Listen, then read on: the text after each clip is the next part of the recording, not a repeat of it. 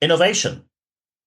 Usually, some of you might now think, oh God, please no, not another change thing that's going to disrupt our business, as they say. Nothing really happens. We have a lot of work, and after all, it's all the same afterwards. That's how it often goes. However, innovation can be a lot better. And I am very proud and happy that we have an expert on the matter with us here today. Hello and welcome, Matt Sturgess. Hello, good to see you. It's great to speak to you again. Thank you very much for taking the time to be on the podcast and we get straight into the topic. Many people speak about innovation. Can you give us your background on what makes you unique, an expert on the matter? What is your business background? What is your background in life that we know a bit more about you, why you can speak about innovation? Yeah, sure. So I started life as an engineer. So I've done lots of development innovation work. So I designed the first surround sound speakers for televisions for Sony, Panasonic, people Oh, like so that. when I sit in my Dolby system or in the movies, it's you had part in this. Yeah, Oh, absolutely. Yeah, nice. yeah, yeah. It's a fascinating area because there's a certain amount of science and there's a certain amount where how you hear things is very interpretive. So it's a lovely mix of the two. Hmm. So yeah, so that was my sort of starting point. Then I ended up project managing innovation teams because I was annoyed we were letting customers down in the business I was in. Hmm. And then as my career progressed, I got into sales, but I ended up being in a sales role and also managing an R&D team and a development team. So we developed new technology to automate cooking with ceramic cooktops. So you could Hmm. fry an egg automatically and things like that. So it was very innovative of its time.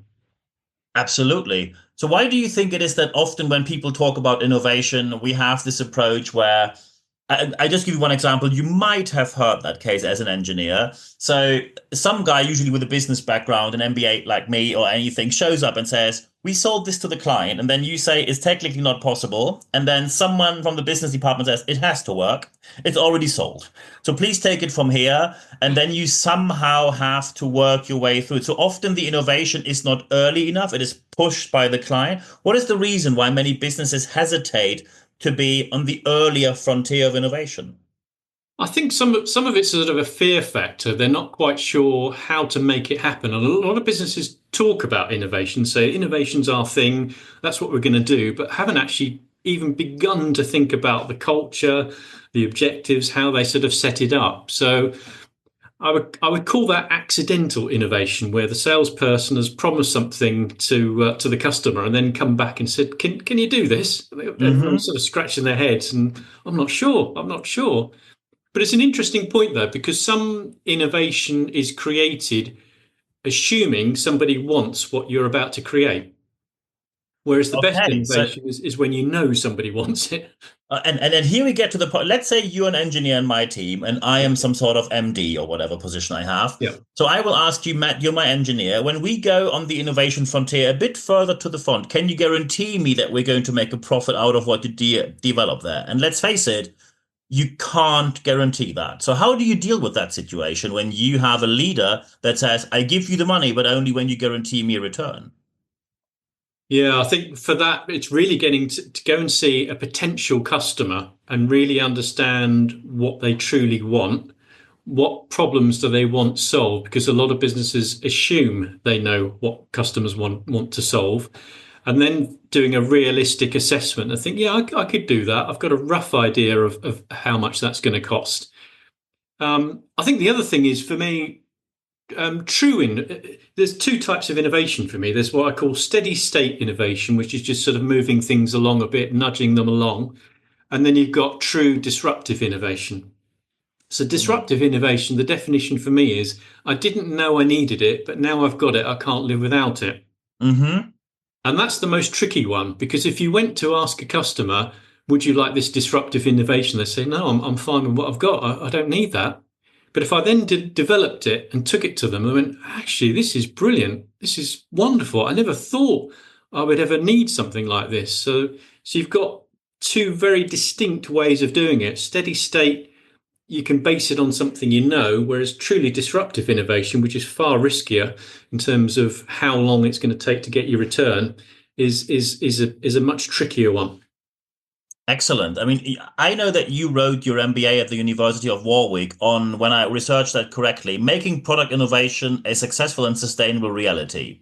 Yeah, So, absolutely. Yeah. from that point of view, because we all know that the Warwick MBA is probably, I think, amongst the top 10 in the world. So from your point of view, if now people are listening and say, well, we are sitting here thinking of how to find the right approach. We tested this, we tested that, it all didn't work.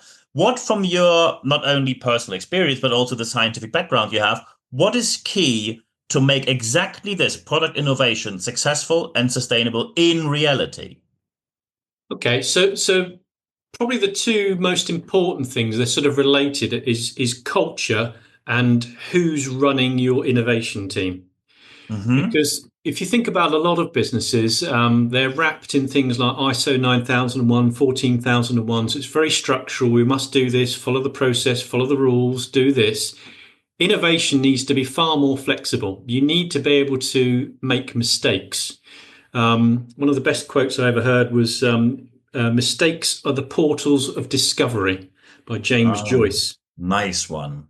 which sums it up, I think. Unless so, if you need that culture where you can play, make mistakes, people get actually rewarded for learning from mistakes, rather than a very restrictive culture of no, it's ISO 9001. You can't do this. The process says that. Hmm. So that culture, and then you need somebody that's running that team that's quite entrepreneurial, but you need to give them space to do that. So if you've got an MD that particularly likes structure and discipline, they've got to be able to comfortable letting go and letting that person sort of run that team. I can tell you from my own experience, when I started working in the 90s, one of my first employers after uni was a UK company, and I was on the frontier of implementing ISO 9001. So that just struck a chord with me. I had exactly that experience. Everything suddenly revolved to this is the process, and we cannot do anything else than what the process tells us. Yeah, So when that's you sort of very restrictive, and that's innovation is just you're just going to starve innovation of the oxygen it needs to do that mm, in that type of environment. Um, So when you now have a leader who needs that kind of mindset to be allowed to let go, these leaders need to have a reasonable amount of resilience because they cannot expect results within 4 weeks' time and probably get questioned from others about the spending after 4 weeks' time. I saw that you wrote a book which is called Nuclear Power Resilience. So how can people get that resilience that they need in these situations? Because we all know managers, MDs love to talk about how resilient they are and how much space they leave and how often they let go. And when you then do surveys amongst their teams, you get a very different point of view compared to what the MD said before. Yeah, no, it's an interesting question. I mean, there's a lot of well-meaning resilience training out there, but it sort of assumes that you're in an irrational mindset when you need resilience. So what I mean by that is most of what happens to us is 90 to 95% of what happens to us is habit-based, which is habits that are embedded in our unconscious mind. So when life happens, your brain looks at the situation and says, I've seen this before. I know what we do. We do this. And it could be a number of options. It could be panic. It could be hide. It could be get stressed. But it looks at that sort of framework in our mind, in our unconscious mind, and it's very fast. And that part of our brain hijacks our thinking. So some of the traditional resilience training assumes you're using your rational, pragmatic mind, the problem solving part, to say, no, I'm going to reframe this. It's not as bad as I think, which, to be blunt, is pretty pointless because your rational mind has hijacked you. It's not in control, Mm, your rational mind. So a lot of what I do, I use a framework I call ACE. So A is for awareness. So I explain to people what's happening in the mind, how it works. C is choice, so choosing a different response that you want to have when you're under stressful situations. And E is embedding it, so using how the mind works to embed it, so that becomes your new normal response. So you don't react as badly as you may have done in the past. So that's the key to it. So I cover some of that in my book, and also a particular technique that I shared with a friend during COVID that suffered a childhood trauma and spent 65 years training himself in every technique known. Nothing helped. And this very simple technique I shared with him, which is fun to do, takes a couple of minutes each day, changed his life. can you tell us how that works? Yeah, sure. In very simplistic terms, What happened with my friend is I drew two lines in the snow when I went for a walk with him for an hour to explain this. And I said, imagine these lines are railway lines, but also think of them as neural pathways in your mind. And the first line I said to him is the neural pathway that's your trauma. And nearly all the techniques that he'd been taught and been through basically got him to relive it one way or another, Hmm. re-examine it, and just made it stronger. I mean, Yeah, it's it's electro. re-traumatization, which is irreversible according to psychological science. Yeah. Yeah, yeah. I mean, if you take the emotional side of it, it's an electro chemical pathway that at its heart. So I said to him, we're going to create a new branch off of this. So if you imagine sort of a railway line with an old-fashioned lever that you pull, we're going to go down a different one, which is based on unconditional love. And we all need love, and we all need to be part of something. So regardless of your upbringing and your experiences, I taught him a very simple way that you can embed that in your mind and the irrational part of your mind behaves the same way to real or imagined events. Hence, when you're watching a film and you might get emotional or someone's being chased and your heart's racing, you're thinking it's a film. Why am I doing this? That's because that part of the brain responds the same way as whether it's real or imagined. So you can use that to create a new neural pathway, which is fun and enjoyable. And gradually, the old one doesn't become your default path, if you like. Mhm. I just now, usually I would have one question, which I think I now figured out because I saw on your LinkedIn that you call yourself the mind locksmith. And Yeah. probably these techniques you offer here is the reason for that? Or how did you come to the term of the, how did you find the term mind locksmith? Because I haven't heard that term ever, and I'm in business for more than 20 years. Yeah, no, well, so as I said, I started life as an engineer, so I'm deeply curious, and that curiosity turned to how the mind works. I'm thinking it's the most powerful bit of technology we've got, and nobody's given us a user guide.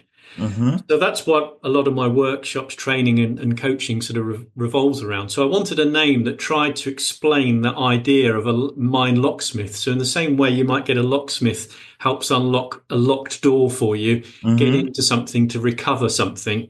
And upgrade it. I thought that's quite a good idea. I have to be honest, I went through lots of ideas for names that were already taken, but I was quite when I found that one, I thought, no, that describes what I'm doing. So I was quite pleased when I found that one. Yeah, it's excellent for sure. If now people are listening to this and say, well, I think I should get in touch with Matt. I want more of his content. I want more of his ideas. What kind of ways are available where people can get in contact with you or get more out of you, more from your content? Yeah, sure. There's a couple of ways. So I've got a website which is simply mindlocksmith.com. The other route is to find me on LinkedIn, Matt two T's Sturgess, Sturgess. Hmm. And if there's not many other Matt Sturgesses, but if the Mind Locksmith thing comes up, then you'll see me. And on there, on the main profile, there's a little blue link. Now I've got a free weekly newsletter called Saturday Solace, so I share all sorts of insights about how the mind works. But yeah, people can find me there, contact me, interact with my posts. Yeah, I love speaking and doing workshops and things like that. And yeah, it's fun when you get that what I call that aha moment when you explain something to someone, you think, wow, that's just really changed how I feel and how I think now. Perfect. I think these are the perfect final words. So get in touch with Matt. He offered you all the ways to do so. I can tell you that we just recently spoke together at a conference in Bristol in the UK, and that's where we met first. And I can tell you it's a brilliant person, brilliant trainer, brilliant coach, and I think he can really offer you quite something. And just a share of that, you just heard, and I think it's always a good idea to get more. At the end of this podcast, there's only one thing left for me to say. Matt, thank you very much for your time. A pleasure. Thank you very much as well. Thank you.